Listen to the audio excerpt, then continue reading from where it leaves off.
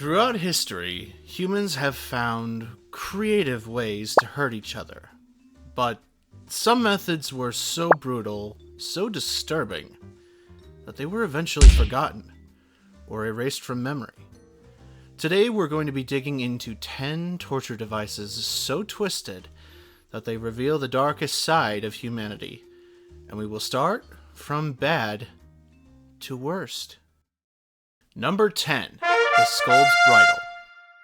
This was a punishment specifically designed for women, accused of being too outspoken, gossiping, nagging, or defying their husbands. The scolds bridle was a metal mask fitted tightly around the head with an iron gag that had spikes. These spikes would dig into the tongue and roof of the mouth if the wearer tried to speak. But the humiliation didn't end there. Women were often paraded around the streets wearing this device, publicly shamed for daring to have an opinion. This wasn't just physical torture. It was psychological, breaking their spirit as well as their body. At number 9, the breast ripper. This device was as brutal as it sounds. Used primarily on women accused of adultery, blasphemy, or self-performed abortions. The breast ripper was a claw-like iron tool, heated until red hot. It was placed on the victim's breast and then pulled away, literally tearing off flesh. Sometimes it wasn't even heated. The cold iron would just crush and rip. The sheer horror and disfigurement it caused weren't just physical. It was meant to destroy a woman's dignity and identity. At number 8, the choke pear, also known as the pear of anguish, is one of the most disturbing devices ever created. It was a metal pear-shaped object inserted into a victim's mouth, rectum, and then slowly expanded using a screw mechanism. The more it opened, the more it tore, stretching and ripping flesh from the inside. This was often used on women accused of witchcraft, adultery, or blasphemy, and sometimes on men for sodomy.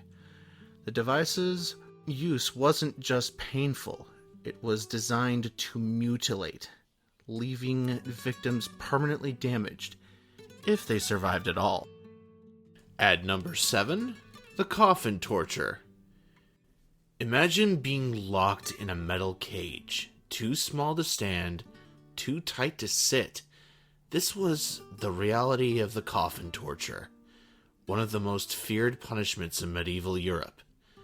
Victims were stripped naked and crammed into these coffin-shaped cages. Sometimes spikes lined the inside, so even the slightest movement caused piercing pain. But the real horror came from exposure. Victims were left out for days, burning under the sun, freezing in the cold, and slowly dying of dehydration and exhaustion. Birds and insects would often attack their flesh while they were still alive. This wasn't just about pain, it was about humiliation. In some cases, crowds would gather to mock the condemned, turning their suffering into a public spectacle. At number 6, the crocodile shears. Used in 16th century Europe, the crocodile shears were designed for one purpose: mutilation.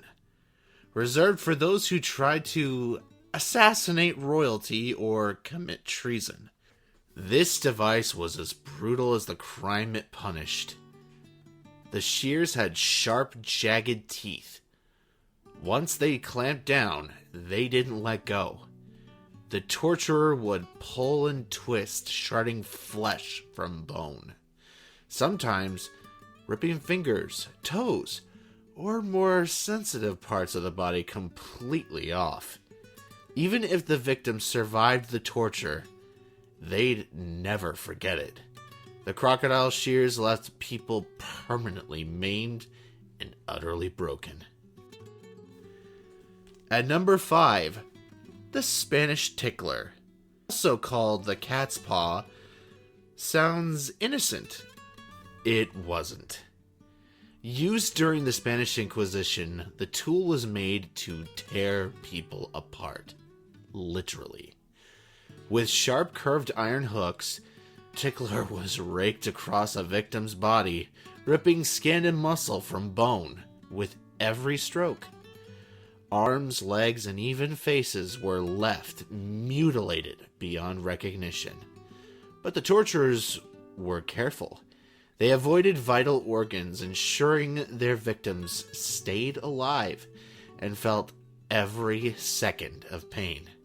The scars left by the Spanish tickler weren't just physical, they were psychological as well. At number 4, the breaking wheel. This one's straight out of a nightmare. Also called the Catherine wheel. It was used to slowly and painfully kill criminals. The victim was tied to a large wooden wheel, and executioners would use iron clubs to smash their limbs, breaking bones one by one. But they weren't trying to kill them quickly. Oh no. They'd intentionally avoid major organs, leaving the victim alive but completely shattered. Sometimes the broken limbs were woven into the spokes of the wheel, and the person was left there, suffering for days as a warning to others. At number 3, the Judas cradle. This simple wooden device hides a terrible purpose. The Judas cradle was used in 16th century Italy during the Inquisition, and it's exactly as horrifying as it looks. Victims were stripped and suspended above the pyramid, then lowered onto its sharp point, usually positioned at the most vulnerable parts of the body. The weight of their own body caused the point to pierce deeper and deeper, stretching and tearing flesh. Sometimes weights were added to their legs, increasing the pressure and pain. Victims were often left in this position for hours, or even days, until infection, blood loss, or sheer agony claimed their lives. At number 2, the brazen bull. Imagine being cooked alive inside a life-sized metal bowl. Yeah, it's as messed up as it sounds. The brazen bull was created by Perillos of Athens for the tyrant Phalaris of Sicily in the 6th century BC. The victim would be locked inside the hollow bronze bowl, and a fire was lit underneath. As the metal heated up, the person inside roasted alive. And here's the twisted part. The bull's design turned their screams into distorted animal-like sounds. It wasn't just torture. It was a performance. Ironically, Phalaris reportedly tested it on Perillos himself, proving that even inventing horrors didn't guarantee your safety. And that brings us to number 1, scaphism. Imagine being trapped in a wooden box, covered in honey and left out in the open. Sounds like a nightmare, right? Well, this was a real punishment in ancient Greece called scaphism.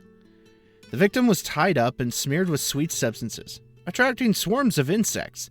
Flies, ants, and wasps would feast on their skin. And the longer they stayed there, the more brutal it became. Dehydration, starvation, and relentless bites made this a slow and agonizing death. Well, that's all that I have for today for you.